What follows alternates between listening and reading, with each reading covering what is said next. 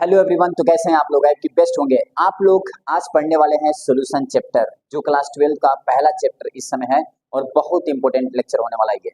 देखिए, मैं पूरा एनसीईआरटी का कॉन्सेप्ट, एनसीईआरटी से रिलेटेड न्यूमेरिकल्स सब लेक्चर में देने वाला हूँ। आज का जो लेक्चर है इसमें केवल इंट्रोडक्शन होगा सॉल्यूशन का, और इसके बाद जितने भी लेक्चर्स होंगे इन सब में टॉपिक वाइज में एक्सप्लेन करूंगा, और जितना भी एक्सप्लेन करूंगा सब एनसीईआरटी से रिलेटेड करके होगा और बहुत इंपॉर्टेंट लेक्चर होगा।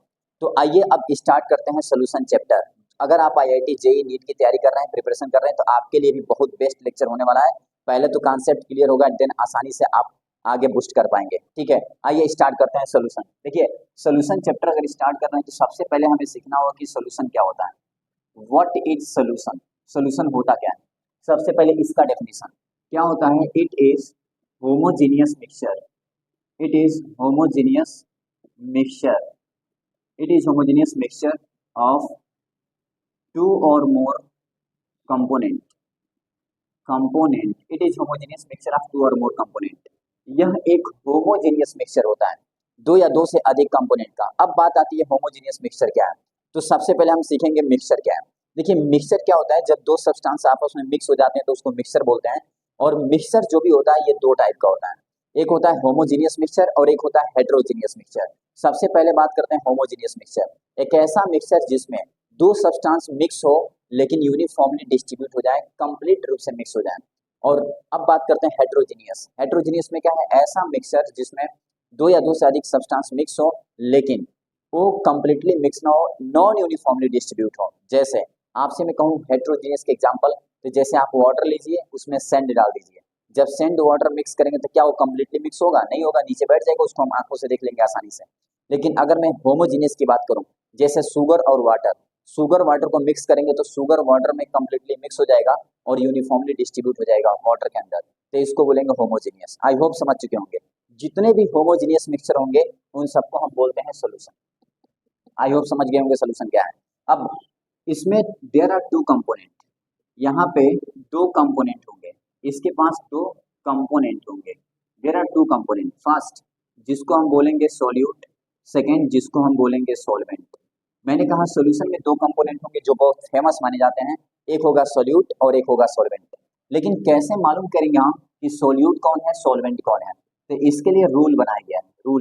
रूल फर्स्ट क्या बोलता है, अगर मैं आपसे कहूँ कि मेरे पास सॉलिड है और प्लस मेरे पास लिक्विड है, सॉलिड और लिक्विड और दोनों मिलकर बन रहे हैं सॉल्यूशन।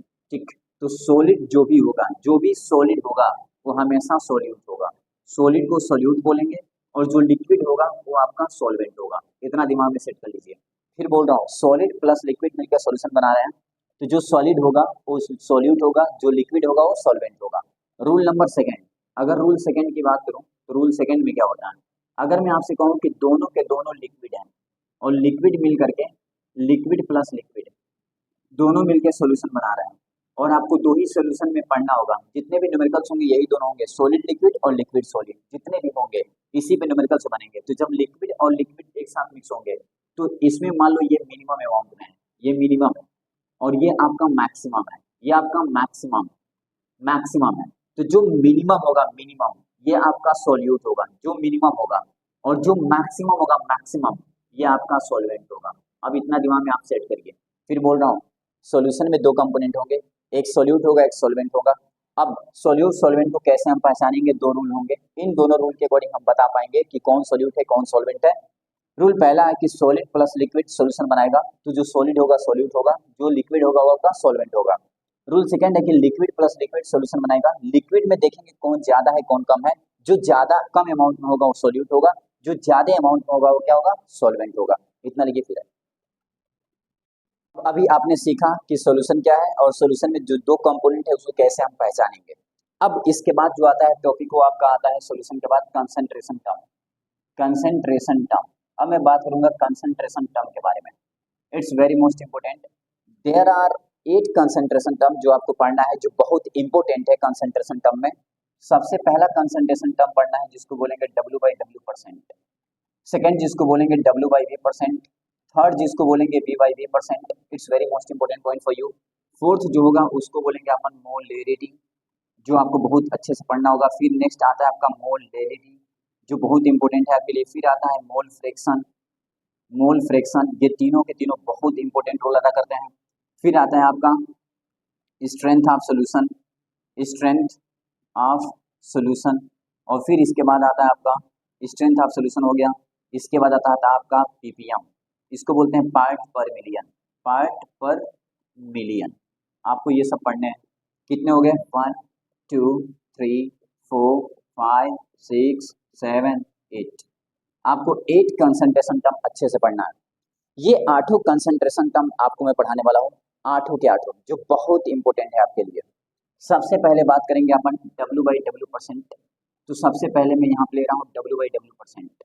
अगर मैं W/W% की बात करूँ तो W/W% को बोलते हैं weight by wait, wait by wait percentage, इसको बोलते हैं वेट बाय वेट परसेंटेज, इसको बोलते हैं वेट बाय वेट परसेंटेज। ठीक है, अब देखिए जो W/W% होता है, इसका फार्मूला होता है weight of solute, weight of solute, weight of solute in gram. यहाँ पे होगा आपका weight of solution, weight of solution in gram into 100, this is weight by weight. ये फार्मूला आपको पता होना चाहिए। जैसे मैं आपसे कहूँ कि 10% W/W क्या समझते हैं आप? What do you mean by 10% W/W? Means 10 gram solute dissolve in 100 gram solution, 100 gram solution, 10 gram solute present इन, या प्रेजेंट इन लिख सकते हैं 100 ग्राम सॉल्यूशन। 100 ग्राम सॉल्यूशन में 10 ग्राम यहाँ प्रेजेंट लिख दीजिएगा, 10 ग्राम क्या सॉल्यूशन में, 100 ग्राम सॉल्यूशन में 10 ग्राम सॉल्यूट प्रेजेंट है, इसके मतलब ये हुआ। बस अब ये आपको पता होना चाहिए। इसके बाद आता है W/V परसेंटेज। अब ये भी मैं लिख रहा हूँ W/V परसेंट, देख लीजिए W/V, बस यहाँ W/V, इसको बोलते हैं weight by volume, weight by volume percent. अब ये क्या होता है? तो W/V percentage equal to weight of solute, weight of solute और by volume of solution, volume of solution into 100। अब मैं आपसे कहूँ, बताइए 10% W/V से क्या समझते हैं? What do mean by 10% W/V? आप क्या बोलेंगे?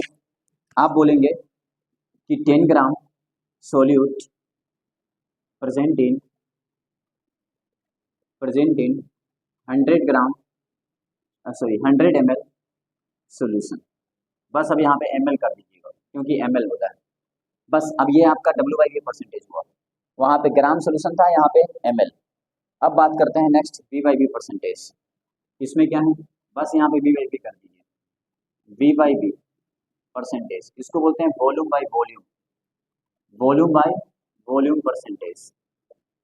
What is this volume by volume percentage? तो बोलेंगे V/V percent equal to volume of solute, volume of solute by volume of solution, volume of solution into 100, volume of solute by volume of solution into 100।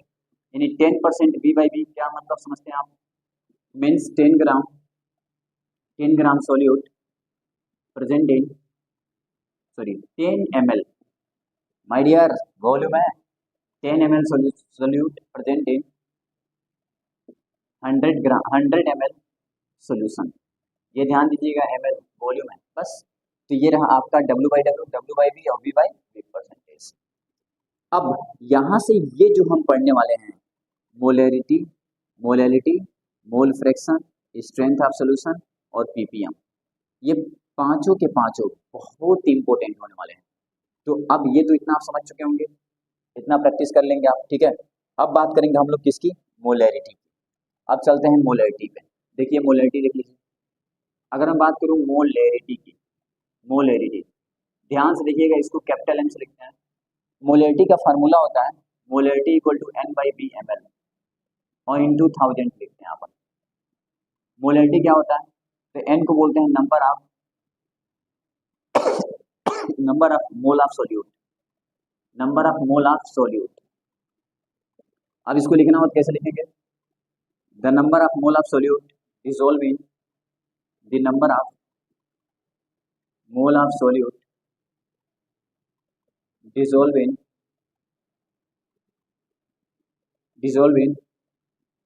1000 ml solution।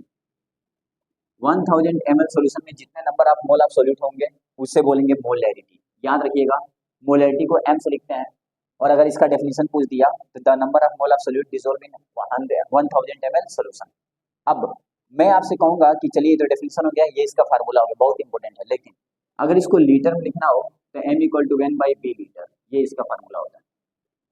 अब देखिए अगर मैं इसकी unit की बात करूं कि इसकी यूनिट क्या होगी, तो इसकी यूनिट होती है मोल पर लीटर, इसकी यूनिट है मोल पर लीटर, या इसी की यूनिट को लिखते हैं अपन मोलर। आप दोनों लिख सकते हैं या इसको कैपिटल M से भी लिख सकते हैं। यानी अगर मोलैरिटी की यूनिट की बात करूं तो इसकी यूनिट होती है मोल पर लीटर, इसको मोलर भी बोलते हैं और इसको कैपिटल M से भी लिखते हैं, और m equal to n by V litre. तो ये रहा आपका मोलैरिटी। इस मोलैरिटी में सबसे इंपॉर्टेंट कॉन्सेप्ट जो बोर्ड में डायरेक्ट पूछता है कि बताइए टेम्परेचर पर डिपेंड करता है कि नहीं। तो आइए देखते हैं कि ये टेम्परेचर पर डिपेंड करता है कि नहीं।